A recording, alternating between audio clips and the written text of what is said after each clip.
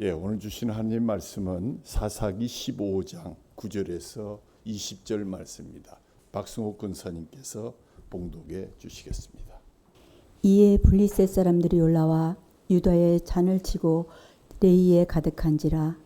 유다 사람들이 이르되 너희가 어찌하여 올라와서 우리를 치느냐. 그들이 대답하되 우리가 올라온 것은 삼손을 결박하여 그가 우리에게 행한 대로 그에게로 행하려 함이로다 하는지라. 유다 사람 3,000명이 에담 바위 틈에 내려가서 삼손에게 이르되 너는 블리셋 사람이 우리를 다스리는 줄을 알지 못하느냐. 내가 어찌하여 우리에게 이같이 행하였느냐 하니 삼손이 그에게 이르되 그들이 내게 행한 대로 나도 그들에게 행하였노라 하니라. 그들이 삼손에게 이르되 우리가 너를 결박하여 블리셋 사람의 손에 넘겨주려고 내려왔노라 하니 삼손이 그들에게 이르되 너희가 나를 치지 아니하겠다고 내게 맹세하라 하매 그들이 삼손에게 말하며 이르되 아니라 우리가 다만 너를 단단히 결박하여 그들의 손에 넘겨줄 뿐이요 우리가 결단코 너를 죽이지 아니하리라 하고 새 밧줄을 들러 결박하고 바위 틈에서 그를 끌어내니라. 삼손이 레이의 이름에 블리셋 사람들이 그에게로 마주 나가며 소리를 지를 때 여호와의 영이 삼손에게 갑자기 임하심에 그의 팔 위에 밧줄이 불탄 삼과 같이 그의 결박되었던 손에서 떨어진지라. 삼손이 나귀의 새 벽돌을 보고 턱뼈를 보고 손을 내밀며 집어들고 그것으로 1,000명을 죽이고 이르되 나귀 턱뼈로 한 더미 두 더미를 쌓았으며 나귀 턱뼈로 내가 1,000명을 죽였도다 하니라. 그가 말을 마치고 턱뼈를 자기 손에서 내던지고 그것을 라맛 레이라 이름을 하였더라. 삼손이 심히 목이 말라 여호와께 부르시져 이르되 주께서 종의 손을 통하여 이 큰 구원을 베푸셨사오나 내가 이제 목이 말라 죽어서 할례 받지 못한 자들이 손에 떨어지겠나이다 하니 하나님이 레이의 한 우묵한 곳을 터뜨리시니 거기서 물이 솟아나오는지라. 삼손이 그것을 마시고 정신이 회복되어 소생하니 그러므로 그 샘 이름을 에나꼬레라 불렀으며 그 샘이 오늘까지 레이에 있더라. 블리셋 사람들 때에 삼손이 이스라엘에 사서로 20년 동안 지냈더라.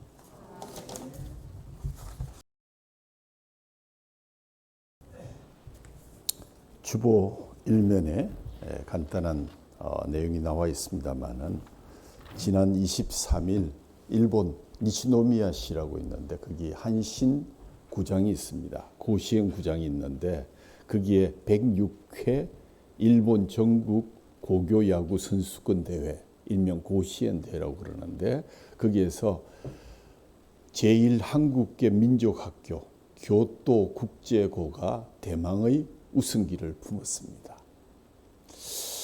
야구대회에서 우승한 게 뭐가 그리 큰 설교의 제목이 될까? 이날 결승에서 교토 국제고가 동도쿄의 대표인 간또 다이치 고교를 연장 10회 2대1로 꺾어서 기적 같은 우승을 차지하게 된 것입니다. 이날 이 게임이 끝나고 나서 경기장에 한국어로 된 교가가 경기장에 울려 퍼졌습니다. 동해바다 건너서 야마도 땅은 거룩한 우리 조상 옛적 꿈자리. 오늘 제가 꼭 들려드리고 싶어서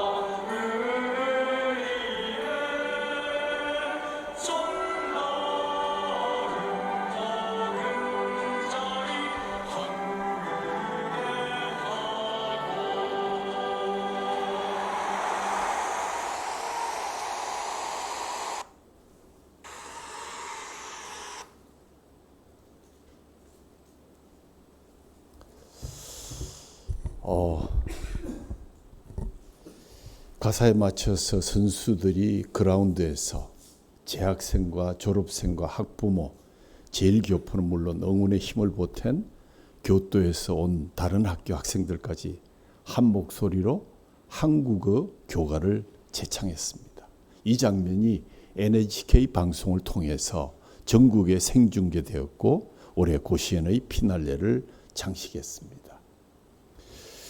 방금 들었던 1절만 부르는 그 가사를 여러분이 들었지만 4절은 더욱더 가슴을 뭉클하게 합니다. 힘차게 일어나라 대한의 자손, 새로운 희망 길을 나아갈 때 불꽃같이 타는 마음, 이국 땅에서 어둠을 밝히는 등불이 되자.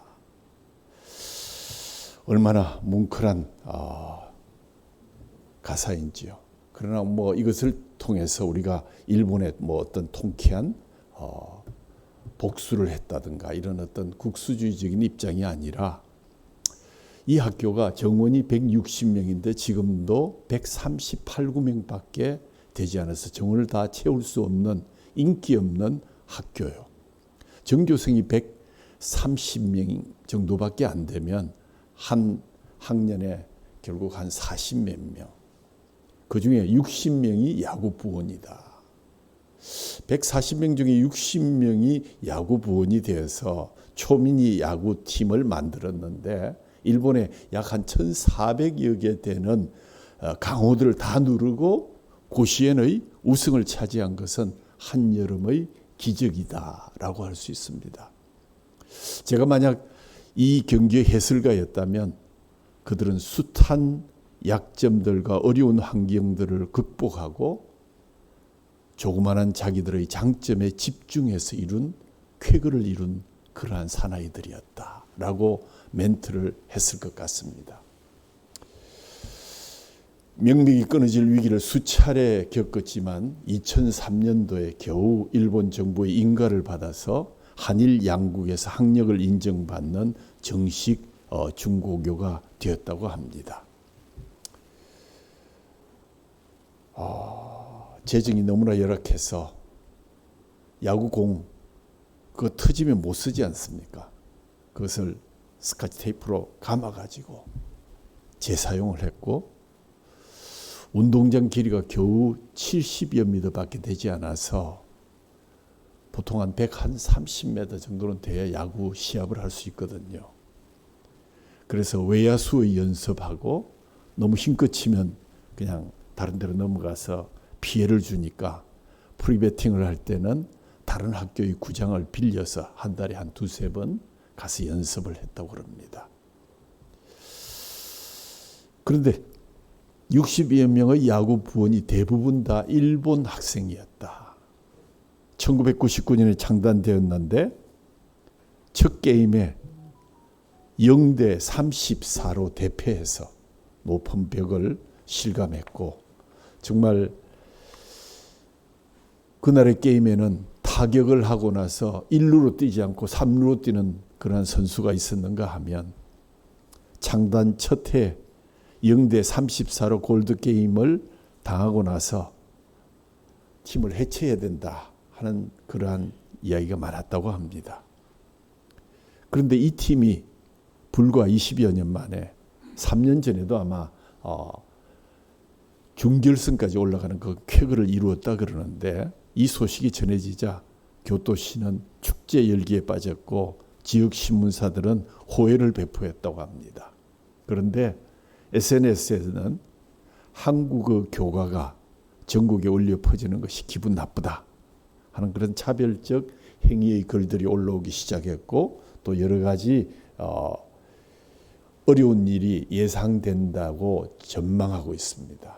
왜? 일본에서 한국 학생들이 아닌 일본 학생들이 한국어 가서의 교가를 부르느냐. 3,400여 팀이 이번에 참여를 했는데 그 예선에서 49개 팀이 결선에 진출하는데 그 고등학교 시절에 이 49개 팀의 결선에 진출해서 고시행 구장에서 야구를 해보는 것만도 해도 그 선수의 평생의 영광이라고 했는데 그 대회에서 기적적인 우승을 이룩한 이들, 정말 숱한 약점, 불평, 불만, 어려운 상황들을 극복하고 자신들에게 주어진 작은 장점에 눈물 흘리며 집중해서 이끌어낸 인간 승리의 쾌거임이 분명하다. 그런 생각으로 오늘 이 말씀을 시작하면서 첫 스토리로 여러분에게 들려주었습니다. 미국과 캐나다 전문가 집단 719명과 전 세계 역사학자들이 역대 미국 대통령 중에 누가 제일 베스트 프레지던트였는가, 또 어떤 사람이 가장 끔찍한 대통령인가, Rating the President라는 그런 책을 보면 이 책의 각 대통령의 지도력과 또 업적과 위기관리 능력, 그리고 정치력, 그리고 인간관계 등 5가지를 분석해서 1위를 뽑았는데 1위로 평가받은 대통령이 바로 에브라함 링컨이었습니다. 사람들은 링컨을 가장 존경받는 사람, 우리도 링컨 대통령 대단하다, 노예 해방에도 큰 업적을 남겼다, 이렇게 생각하지만 링컨만큼 정말 대통령으로서 많은 비난과 욕을 먹은 사람이 없었습니다. 그러나 링컨은 위기에 강했습니다. 자신의 장점을 최대한 살리기 위해서 약점을 드러내지 않으려고 무단 노력했던 사람입니다. 그는 크고 작은 선거에서 7번이나 선거의 낙선의 고배를 마셨고, 사업에도 손을 댔다가 2번이나 크게 실패해서 그 빚을 갚는데 무려 17년이 걸렸다고 합니다. 10살 때 어머니를 잃었고, 20살 때 사랑하는 누이를 보내었고, 27살 때 결혼을 약속한 연인인 앤 메이를 불치의 병으로 천국으로 보내기도 했습니다. 42살과 53살 때 둘째 아들 에드워드와 셋째 아들 윌리엄을 잃어버리는 그런 아픔도 겪었습니다. 정치에서 가장 치명적인 힘든 그런 시기를 겪었다면 남북 전쟁이 일어났고 거기에 내각이 총사퇴하면서 당신과 함께 대통령을 할 수 없다라는 의사를 밝혔을 때 링컨은 그 강요들에게 나에게 24시간만 꼭 기다려 주십시오. 그리고 기도실로 들어가서 얼마나 금식하며 무릎을 비비며 간절히 기도했던지 그 카펫이 너덜너덜하게 되었더라라는 기록이 있습니다. 링컨은 부르짖어 기도하여 위기를 극복했고 마침내 사람들로부터 가장 존경받는 지도자, 미국의 대통령으로 남아 있을 수 있었습니다. 오늘 우리가 이야기하는 주인공 삼손의 이야기가 우리에게 큰 감동을 주는 것도 비슷한 이야기입니다.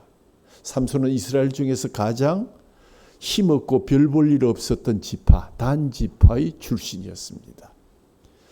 단 지파의 또 위치가 공교롭게도 블레셋이 이스라엘을 40년이나 압제하면서 가장 큰 피해를 당했던 그러한 지파요. 바로 이웃에 연하고 있어서 심심하면 쳐들어와서 모든 것을 약탈해 갔던 단지파 출신의 삼손이 이스라엘 민족을 통솔하는 사사로 선다는 것은 도저히 상상하기 힘든 일이었습니다. 또한 오늘 이야기 소개하겠지만 삼손은 처음부터 이스라엘 백성들에게 환영받던 인물이 아니었습니다. 오히려 그는 늘 쓸데없는 문제를 일으켜서 천덕꾸러기로 낙인이 찍혀 있었던 자였습니다. 이 천덕꾸러기 낙인이 찍혔던 삼손이 어떻게 20년간, 오늘 읽은 성경 제일 마지막에 보면 20년간 이스라엘의 대사사로 세움을 받았다. 오늘 여러분과 함께 사사기 14, 15장을 보면서 삼손의 드라마와도 같은 성공 이야기를, 아브라함 링컨의 이야기와 교토 국제 고등학교의 그 우승을 생각하면서 함께 이 말씀으로 여러분을 초대합니다. 블레셋이 단 지파와 붙어 있었으므로 삼손의 첫사랑도 블레셋 여인이었습니다. 삼손이 자신의 부모에게 블레셋 여인과의 교제와 또 결혼을 하겠다고 발표를 했는데 삼손의 부모는 안 된다. 왜냐하면 너는 하나님께 거룩하게 바쳐진 나실인이다. 그래서 우상을 섬기는 블레셋 민족과는 결코 결혼시킬 수 없다고 반대를 했는데 자식 이기는 부모가 어디 있겠습니까? 또 삼손이 어지간히 별난 사람이었습니까? 막무가내로 자신의 고집을 꺾지 않고 결국 자식 이기는 부모 없다고 삼손의 부모는 상견례를 하기 위해서 아들 삼손과 함께 사돈이 될 가정을 방문하러 길을 나서게 됩니다.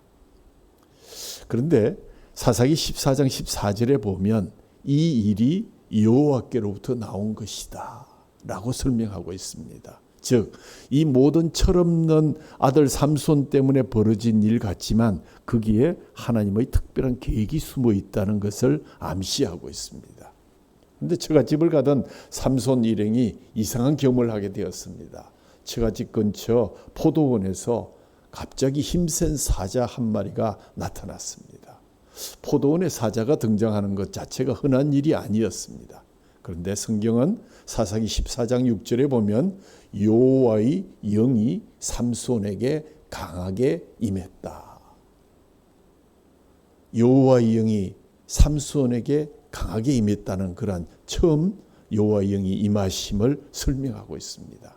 그는 맨손으로 사자를 때려잡아서 그 몸통을 찢어버렸고 결국 이 사건은 하나님께서 삼손에게 그 영이 임재하심으로 엄청난 힘을 주셔서 그 일이 이루어졌다는 사실을 우리에게 보여주고 있습니다. 얼마 후에 삼손이 결혼하기 위해서 처갓집으로 올라가면서 이전에 자신이 찢어 죽였던 사자를 기억하고 그 포도밭을 들어가 봤더니 사자의 해골 속에 꿀이 가득 벌집이 놓여져 있었습니다. 참 맛있었겠죠. 사자의 그 해골 속에 벌집이 놓여 있고 그 꿀이 가득 차 있었다. 이 경험을 한 삼손이 흥미진진한 결혼 이벤트를 만들었습니다. 삼손은 자신의 그 블레셋 친구들에게 내가 여러분에게 이 수수께끼를 맞추면 옷 30벌을 내가 여러분에게 주겠습니다. 그러면서 14장 14절에 보면 수수께끼 제목이 먹는 자에게서 먹는 것이 나오고 강한 자에게서 단 것이 나왔느니라. 뭐 이 수수께끼를 가지고 사자를 알아맞출 친구가 없었겠죠. 그래서 자신이 있었던 것 같습니다. 그리고 내기 수수께끼를 일주일의 결혼잔치 동안에 풀어내면 내가 옷 30벌을 여러분에게 주겠습니다 하고 호기를 부렸는데 처음에 재미로 시작한 결혼 이벤트가 상품이 크다 보니까 점점 심각해졌습니다. 마침내 해답을 내놓을 마지막 날이 되니까 블레셋 친구들이 삼손의 신부에게 그녀의 가정 식구들을 몽땅 불태워 죽이겠다고 협박을 하면서 반드시 삼손으로부터 답을 알아내라고 얘기했습니다. 두려움에 새파랗게 질린 신부가 삼손에게 목숨을 걸고 매달립니다. 여자에게 약한 것이 남자라고 결국 자신의 신부가 너무 애처롭게 울부짖자 삼손도 더 이상 버티지 못하고 그만 수수께끼의 해답을 신부에게 알려주었고 신부는 그 친구들에게 알려주어서 결국 수수께끼에서 삼손이 생각지도 못한 패배를 하고 결국 30개의 옷을 준비하지 않으면 안 됐습니다. 재미로 시작한 내기를 가지고 자신의 신부를 공갈 협박한 블레셋 친구들을 향해서 삼손이 분통을 터뜨렸습니다. 그런데 이때도 다시 두 번째 사사기 14장 19절에 보면 여호와의 영이 삼손에게 강하게 갑자기 임하셨다. 삼손은 가까운 블레셋의 대도시 아스글론으로 달려가서 블레셋 사람 30명을 때려 죽이고 피 묻은 옷 30벌을 몽땅 약탈해서 블레셋 친구들에게 내기에서 진 빚을 갚았습니다. 여기에서 여호와의 영이 삼손에게 임하셨다는 것은 이 사건에 하나님께서 역시 직접 개입하셨다 하는 뜻이 됩니다. 그래서 이제 삼손이 벌인 살인 강도 사건에 대해서 블레셋 사람들이 별다른 보복을 하지 않았습니다. 하지만 분이 안 풀린 삼손은 자기의 신부를 처갓집에 내버려둔 채 곧장 자신의 집으로 결혼 마지막 날 잔치날에 돌아오고 말았습니다. 그러자 자신의 딸이 삼손으로부터 버림을 받았다고 판단한 삼손의 장인은 삼손의 신부를 삼손의 친구에게 주고 말았습니다. 그런데 얼마 후 감정이 가라앉은 삼손이 다시 그의 신부를 되찾기 위해서 장인어른에게 들려고 염소 새끼 한 마리를 준비해가지고 처갓집을 방문했는데 그의 신부가 이미 그의 친구의 아내가 되어 있었다는 것입니다. 다시 분노한 삼손은 집 밖으로 뛰쳐나왔습니다. 특이한 것은 여기서부터 여호와의 영이 개입한 흔적을 발견하지 못합니다. 다만 분노한 삼손이 자기의 감정을 다스리지 못한 채 자신의 엄청난 힘을 쓰다 보니까 사태가 걷잡을 수 없이 악화되기 시작했습니다.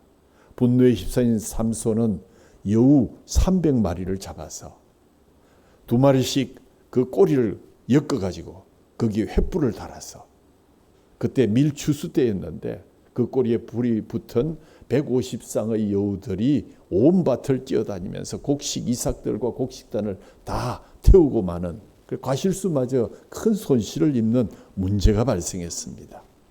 잿더미가 된 추수 들판을 본 블레셋 사람들이 문제의 원인이 삼손이 장인이라는 것을 깨닫고 삼손의 원래 신부와 장인들을 그 자리에서 불태워 죽이고 말았습니다. 이 사실을 난 삼손이 더욱 경노했습니다. 그래서 삼손은 그 일을 벌린 블레셋 사람들의 다리 몽둥이를 모조리 부러뜨렸습니다. 잔인한 폭력이 끝없이 악순환되고 있었습니다. 지금까지의 이야기 속에 등장하는 삼손의 문제 덩어리 그 자체였고 누구도 말릴 수 없는 그러한 좌충우돌형의 그러한 위험한 인물이 되고 말았습니다. 자신이 거룩한 나신이라는 사실을 무시한 채 이방 여인과 사랑에 빠졌고 레위기 11장 말씀에 따라서 가까이 해서는 안 되는 사자의 시체에 다가갔고 성격도 충동적이고 다혈질이라서 한번 성질이 나면 물불을 가리지 못하는 그러한 성격이었습니다. 오늘 이야기도 삼손이 자신의 감정을 주체하지 못해서 걷잡을 수 없이 커졌습니다.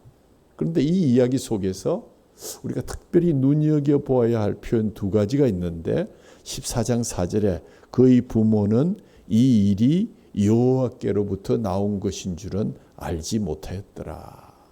즉 그들은 알지 못했고 그 부모도 알지 못했지만 이 모든 일이 하나님의 치밀한 계획 속에서 이루어졌다는 사실. 2번째는 결정적인 순간에 우리가 2번 봤죠. 여호와의 영이 삼손에게 강하게 임했다. 14장 6절 19절 2번. 이 모든 이야기의 핵심인 삼손의 엄청난 힘이 곧 하나님께서 주신 것이라는 사실을 우리에게 들려주고 있습니다. 참고로 사사기에 여호와의 영이 임하셨다는 말은 7번 등장합니다. 온니엘이라 하는 최초의 사사에게, 그 다음 2번째는 기드온에게, 3번째는 입다에게 한 번씩 하나님의 영이 임했고 삼손에게는 오늘 우리가 읽었던 적에서 13장 14장에 2번, 15장에 1번, 그렇게 해서 13장 14장 2번, 15장에서 하나님의 영이 4번이나 임했다는 사실을 기록하고 있습니다. 참으로 부족한 철없는 한 청년을 하나님께서 그의 장점을 이용하시면서 필요할 때마다 하나님의 영이 임하시게 하셔서 이스라엘의 사사로 20년 동안 세워주셨다 하는 것이 바로 하나님의 계획이셨습니다. 그렇다면 삼손의 엄청난 힘을 사용하여서 하나님께서 이루고자 계획하신 일이 무엇일까? 바로 이스라엘 민족의 구원이었습니다. 즉 하나님께서는 삼손도 미처 깨닫지 못한 사이에 이스라엘의 구원을 삼손을 통해서 시작하신 것입니다. 아무도 깨닫지 못하는 사이에 하나님께서는 힘만 센 문제덩어리인 삼손을 들어서 블레셋의 손에서 이스라엘을 구원하고 계셨습니다. 많은 현대인들이 또 우리들이 무엇이든지 잘해야만 사회에서 인정받을 수 있다고 생각합니다. 우리의 자녀들도 유치원이나 초등학생 때부터 시작해서 하루 종일 파김치가 되도록 학원을 순리하게 만들었던 것 우리들이 아니었습니까? 명문대학교에 입학하거나 좋은 직장에 입사하기 위해서 온갖 스펙을 다 쌓도록 옆에서 격려하고, 심지어는 부모들이 스펙을 가짜로 만들어내면서 자녀들의 성공을 위해서 그러한 불의를 자행하고도 번듯이 국회의원 자리를 차지하고 있는 그러한 현실에 우리가 살고 있습니다. 하지만 뒤돌아보면 세계를 움직인 역사적인 위인들은 대부분 자신이 잘하거나 좋아하는 한 가지 분야, 남들이 하찮게 여기는 그 분야에 열심을 다하고 몰입해서 그 부분의 장점보다 단점이 훨씬 많은 사람들이 훌륭한 위대한 역사를 이끌어간 역사를 우리는 기억하게 됩니다.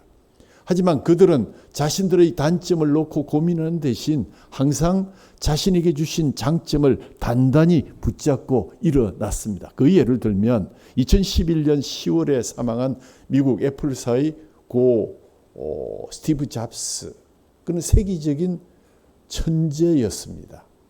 그가 내놓은 이 아이팟, 아이폰, 아이패드 등은 세상을 단박에 뒤집어 놓은 그런 위대한 발명품들이었습니다. 아이디어도 참신했을 뿐만 아니라 그 제품들의 디자인은 경쟁사들이 생각도 못했던, 꿈에도 생각 못한 그런 경악스러운 디자인이었습니다. 하지만 스티브 잡스는 개인적으로 매우 문제가 많은 인간이었습니다. 몸을 잘 씻지 않아서 몸에서 항상 고약한 냄새가 났고요. 회의실 탁자에 더러운 발을 올려놓고 대화를 나누기가 일쑤였고, 그의 회사 직원들은 스티브 잡스를 만나는 것을 매우 두려워했다고 합니다. 특히 업무상으로 그를 만난 사람들은 심한 언어폭력과 함께 인격적인 수모를 당하기가 일쑤였다고 합니다. 그는 자신의 친딸조차도 오랫동안 아비로서의 인정하기를 거부했다고 합니다. 하지만 현대인들이 그의 모난 개인적인 삶이 아닌 그의 천부적인 재능을 높이 샀고, 우리는 그 혜택을 지금도 누리고 있는 것입니다. 예수님이 12제자를 예를 들어볼까요? 대부분 다 장점보다 단점들이 많은 사람들이었습니다. 야고보, 요한은 성질이 얼마나 급하고 강했던지 보아느게, 즉 우리의 아들이라는 별명이 붙었습니다. 베드로 역시 앞뒤 따지지 않고 무작정 달려드는 다혈질의 인물이었습니다. 한마디로 이 세 사람은 단순, 무식, 용감 그 자체였습니다. 그런데 예수님이 십자가에 달리시기 전날까지도 이 세 사람을 가까이 달려 다니시면서 겟세마네에서 함께 기도도 했습니다. 이 세 사람이 12제자 중에 제일 잘나스가 아니었습니다. 오히려 똑똑하기로 얘기하면 지혜가 있는 가룟 유다가 훨씬 나았고, 신중하기로 얘기하면 도마가 훨씬 더 나았습니다. 하지만 예수님께서는 이 단순 무식한 세 사람을 하늘나라의 위대한 도구로 바꾸어 쓰셨습니다. 예수께서 성전하신 후에 사도 베드로는 위기에 찬 예루살렘을 훌륭히 이끌어 갈 수 있었고, 사도 요한은 자신의 열정을 불굴의 사랑으로 바꿔서 사랑의 복음을 전하는 데 앞장섰으며, 사도 야고보는 예수님의 사도들 중에 첫 순교자가 되었습니다. 오늘도 하나님께서는 여러분을 이와 유사한 방법으로 사용하고 계심을 믿으시기 바랍니다. 하나님께서 여러분을 부르신 것은 여러분 모두의 인격과 성품이 완벽해서 부르신 것이 아닙니다. 어쩌면 우리는 다른 사람보다 더 많은 죄를 짓고 있는 사람들일지도 모릅니다. 어쩌면 정말 죄를 누가 많이 지었느냐 하는 것은 정말 서로 기적에 불과한 것입니다. 우리 모두가 죄로 덮여진 죄밖에 없는 죄인이었습니다. 하나님은 여러분 각자에게 주신 독특한 장점을 가지고 하나님의 계획하신 바를 이루시기 원해서 여러분을 부르셨습니다. 잘 들으십시오. 하나님은 여러분에게 한 가지라도 단점이 있기 때문에 안 된다라고 말씀하신 적이 없습니다. 그런데 그분은 말씀하시기를, 나는 여러분에게 단 한 가지라도 장점이 있기 때문에 나는 여러분이 된다고 생각한다 라고 말씀하시는 분이 우리 주님이십니다. 적지 않은 그리스도인들에게 봉사를 요청하면 뭐라 그럽니까? 아는 게 없어서, 시간이 없어서, 가진 게 없어서, 체주가 없어서, 저보다 잘하는 사람이 많은데 직분을 맡거나 봉사를 할 수 없다고 이렇게 변명을 합니다. 하지만 하나님께서는 완벽한 사람을 들어서는 것이 아니라 저와 여러분처럼 참 모자라는데 고유한 장점을 잘 활용하는 사람을 통해서 역사하셨습니다. 역사하고 계십니다.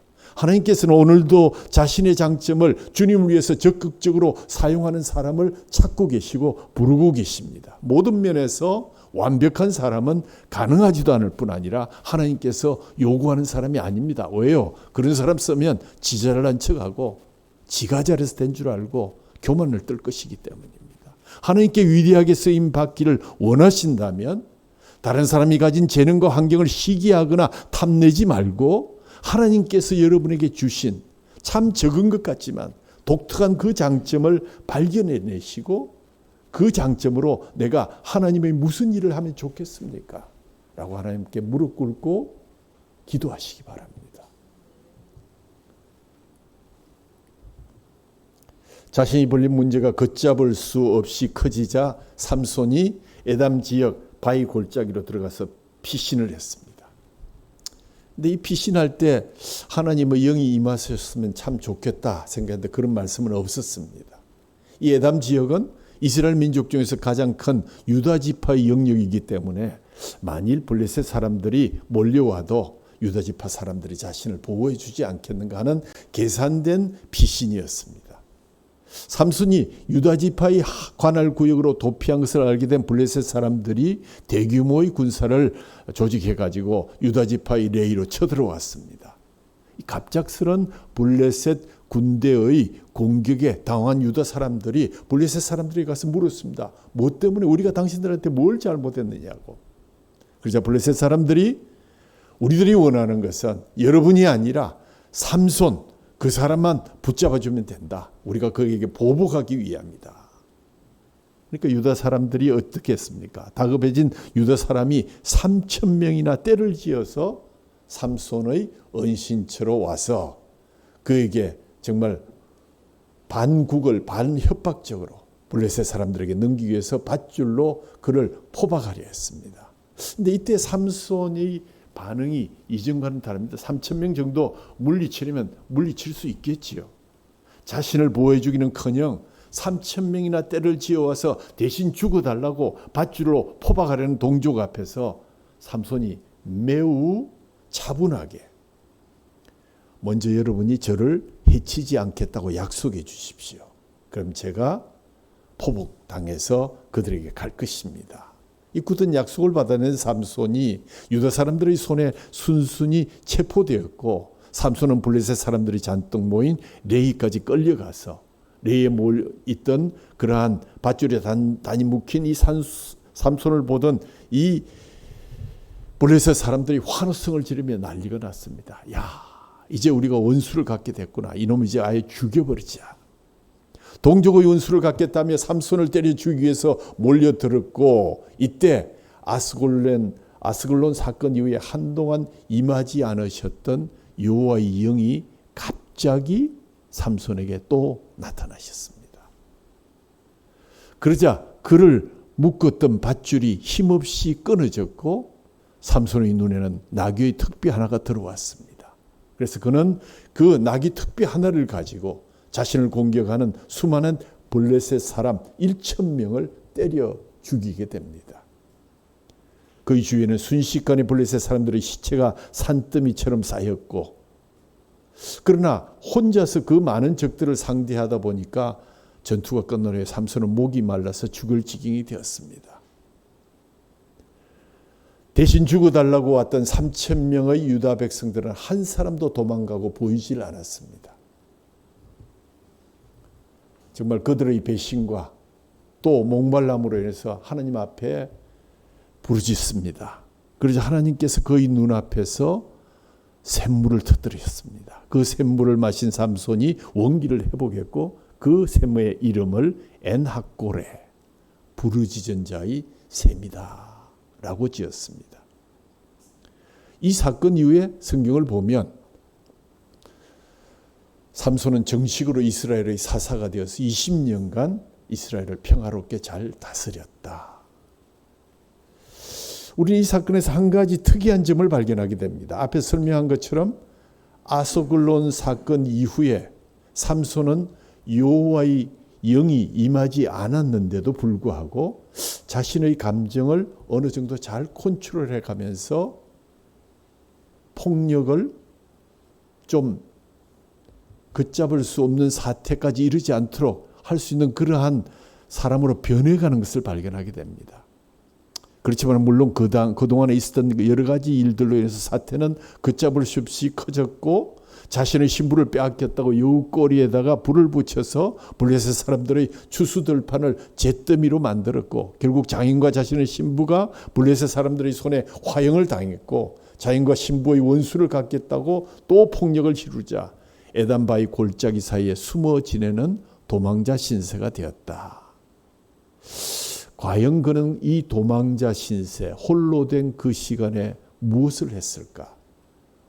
왜 그는 자기를 잡아서 블레셋에게 주려는 유대인 3,000명, 자기 민족 3,000명이 왔을 때 그들에게 침착하게 나를 죽이지만 말고 나를 포박해서 그들 앞에 데려다 주시오 라고 사사다운 면모의 일면을 보이기 시작했을까? 오늘 이 삼손의 이야기는 우리 주보 2면에도 잠시 하단에 써 있지만 이 외로운 투쟁의 이야기는 신앙생활을 하는 저와 여러분에게 매우 중요한 이야기가 됩니다.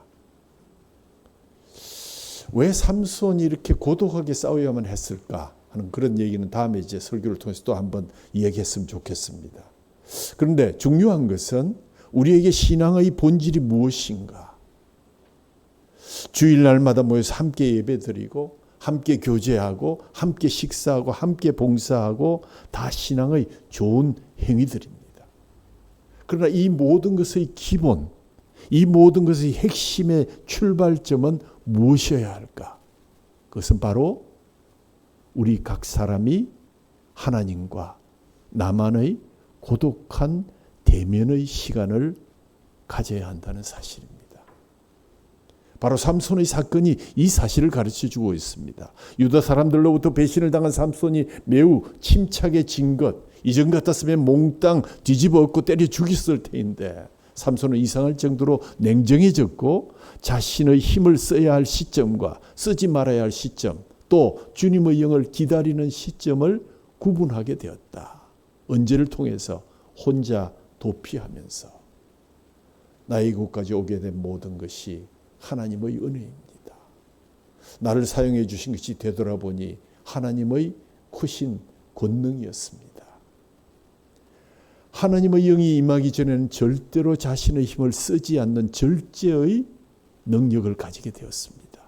하나님께서 지시하실 때까지 자신의 힘을 억누르고 있었습니다. 왜 이런 변화가 가능했을까요? 이것이 바로 삼손이 자신의 소명을 홀로 주님 앞에서 받았기 때문이다 라고 해석해야 할 것입니다. 이 사실은 그가 블레셋 사람 1,000명을 때려 죽인 후에 너무나 목이 말라서 하나님께 부르짖는 대목에서 알 수 있습니다. 사사기 15장 18절 주께서 종의 손을 통하여 이 큰 구원을 베푸셨사오나.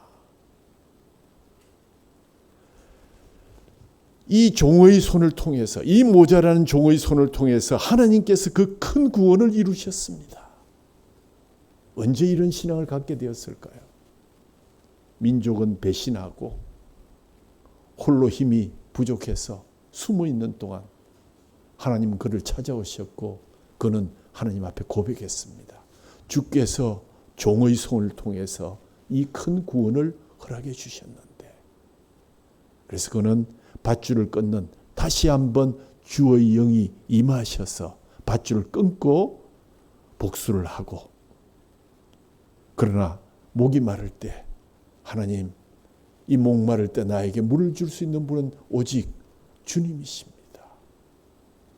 하나님께서 자신에게 주신 초인적인 힘이 자신의 사적 감정을 해소하기 위한 방편이 아니라 이스라엘을 블레셋으로부터 구원하라고 주신 것임을 깨닫고 에단 바위 골짜기에서 조용히 숨어 지내면서 숨어 있는 시간, 은혜의 시간을 통해서 그는 기도하게 되었고 그의 주신 하나님의 놀라우신 소명을 깨닫게 된 것입니다.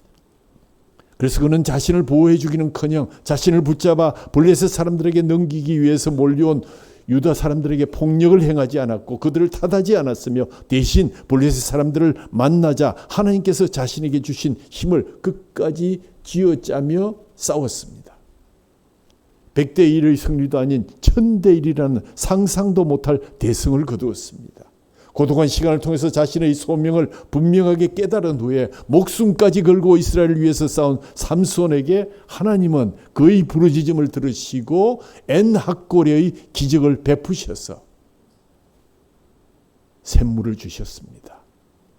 마침내 20년 동안이나 이스라엘의 대사사로 세우시게 되셨고 이처럼 우리도 우리의 장점을 발견한 후에 우리의 소명을 찾고 주님 앞에 무릎 꿇음으로 인해서 우리 앞에 엔학고레의 놀라운 역사가 이루어지는 그러한 축복의 사람들이 될 수 있기를 간절히 소원합니다. 왜 하나님께서 나에게 남이 없는 이런 장점을 주셨을까? 이 장점을 가지는 나는 무엇을 해야 될까? 스스로에게 질문하셔야 됩니다. 왜 나는 저런 장점 안 주셨습니까? 왜 나는 저런 금수저가 안 되었습니까? 그리 불평하는 것 말고요. 하나님 감사합니다. 이 작은 것 나에게 무엇하라고 주셨습니까? 소명 깨닫고 무릎 꿇고 기도할 때 여러분 앞에 칼칼 솟아넘치는 생명의 샘 엔학고레가 터져 넘칠 줄로 믿으시기 바랍니다. 그렇습니다. 여러분이 외모에 자신이 있습니까? 하나님 왜 나에게 이렇게 뛰어난 외모를 주셨습니까? 하나님 나에게 왜 이 훌륭한 말솜씨를 주셨습니까? 하나님 나에게 왜 이렇게 튼튼한 몸을 주셨습니까? 그것이면 충분하다. 내가 너를 그것을 통해서 하나님의 나라를 이루어 나갈 것이다. 소명과 이어져서 고독한 하나님과의 대면을 통해서 소명을 찾은 삼손처럼 우리 모두가 우리 각자에게 주신 달란트를 찾아내고 소명을 확신하고 그것으로 하나님의 영광을 돌리는 삶의 시간을 반드시 가질 수 있기를 주님의 이름으로 축원합니다. 2011년 6월 미국 플로리다 주의 템파시티에서 2시간 30분 동안 묻지마 연쇄 살인극이 벌어졌습니다. 오전 11시경 한 가정집에서 시작된 이 연쇄 살인극 때문에 10여 명의 사상자가 발생했습니다. 이 사람은 아마 우리 생각에는 많은 사람들이 버림을 받았던 형편없는 자였을 것이다.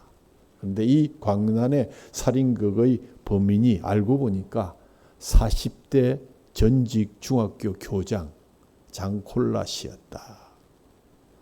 1991년부터 교직을 시작한 그가 매우 성공적으로 인정을 받아서 2006년도 채 40살도 되기 전에 중학교 교장으로 승진했습니다. 이 정도면 뭐 인생이 성공한 거죠. 그죠? 하지만 그는 그해 12월부터 마약에 손을 대기 시작했고 다음 해인 2007년 2월에 경찰에 체포되었습니다. 1년의 징역을 선고받고 복역했는데 2009년에는 이혼을 당했고 2011년 6월에 이 연쇄 살인범으로 체포를 당했습니다. 사랑하는 성도 여러분, 내가 부러워하는 남이 가진 그 모든 것, 그거 부러워할 필요가 없습니다.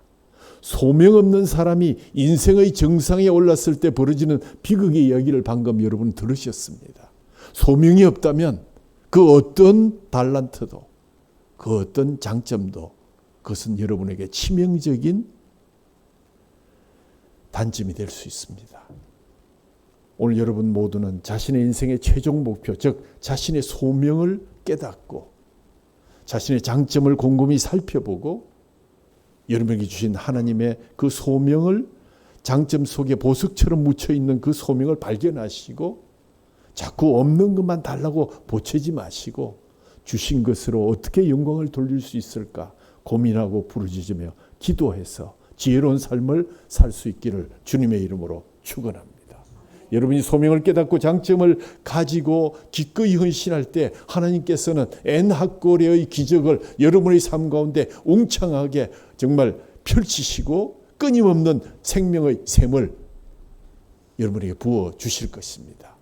오늘 여러분과 교토 국제고 야구팀과 아브라함 링컨과 더불어서 우리의 천덕거리인 삼손이 이스라엘의 영웅 사사로 우뚝 서는 모습을 바라보면서 여러분의 환경이나 여러분의 도와주지 않는 주위의 사람들을 원망하지 마십시오. 혹시 그런 사람이 있다면 대신 여러분의 인생 가운데 다양한 위기가 닥쳐올 때마다 하나님께서 여러분에게 주신 장점, 여러분의 탤런트가 무엇인지를 발견하시고 그 장점이 여러분의 소명이 되고 그것으로 부르짖으면 여러분을 위해서 N학월의 그 기념이, 그 기적의 셈이 여러분 앞에 터져 나오기를 간절히 소원합니다. 내가 지금 살아가는 방식, 내 신앙생활하는 모습이 정말 하나님의 영에 감동되어서 하나님으로부터 오는 만족과 하늘로부터 오는 영광을 추구하고 있는 것인가? 라는 물음을 여러분에게 묻습니다. 마지막에 여러분에게 묻습니다. 내가 살아가는 방식, 하나님의 영에 감동되어서 하나님으로부터 오는 만족과 하늘로부터 오는 영광을 추구하기에 애쓰고 있는가? 아니면 들릴라의 무릎을 베고 누워서 거짓된 세상의 영광과 헛된 위로를 구하면서 이것이 삶의 만족으로 착각하고 있지는 않은가? 여러분 각자에게 묻습니다. 이 물음에 묵상에 대답하는 그런 한 주간이 될 수 있기를 바랍니다. 우리 다 같이 찬양 기도할 수 있는데 이 찬양은 제가 고속도로를 지나가면서 한 간판에서 기도할 수 있는데 왜 걱정하십니까?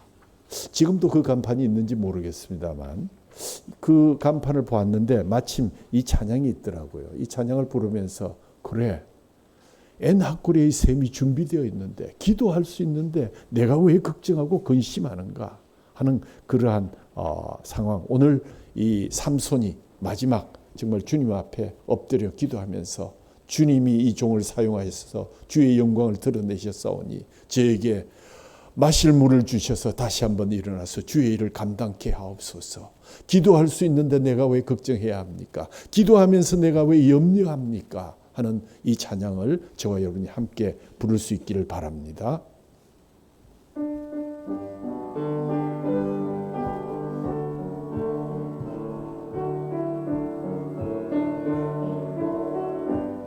기도할 수 있는데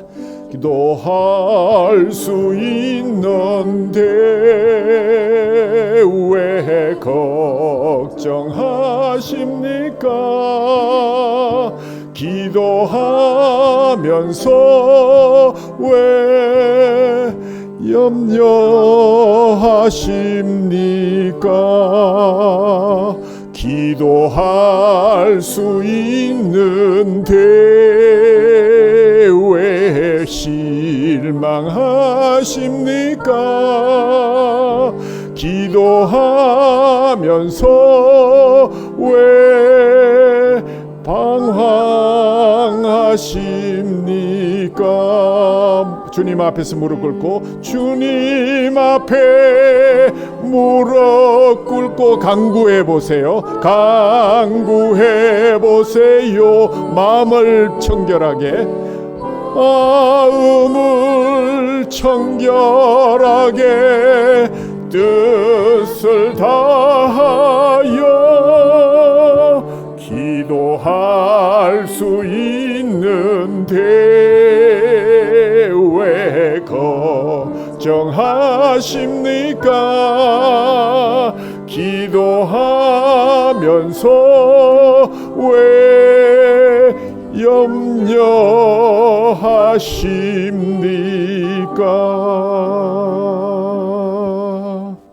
하나님 아버지 감사합니다.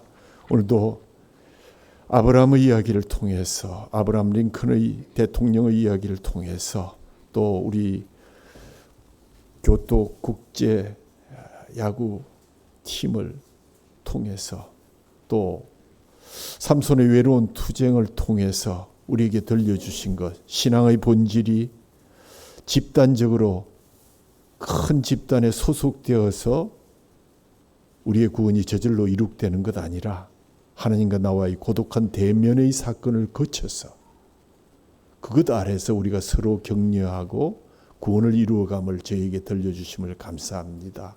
하나님, 피하지 않게 하시고 우리가 정말 기도하면서 염려하는 어리석은 자 되지 않게 하시고 주님, 걱정하거나 실망하지 않도록 기도할 수 있는 영을 우리에게 든든하게 세워 주시옵소서.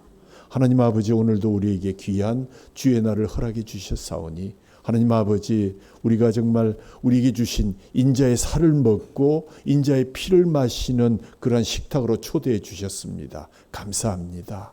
내 살을 먹고 내 피를 마시는 자는 영생을 가졌고 마지막 날에 내가 그를 다시 살리리라. 아멘. 화답하는 저희들 되게 하시고 이 살이 우리의 참된 양식이며 이 피가 참된 음료가 되는 역사를 더하여 주시옵소서. 하늘에서 내려온 떡으로 조상들이 먹고도 죽은 그것과 같지 아니한 이 영원한 생명의 떡을 먹고 주님의 생명의 피를 마시는 저희들, 하나님 은혜 가운데 이것을 기억하고 기념하고 전하는 백성들이 다 될 수 있도록 은혜 베풀어 주옵소서. 우리 주 예수 그리스도의 이름으로 감사하며 기도하옵나이다. 아멘.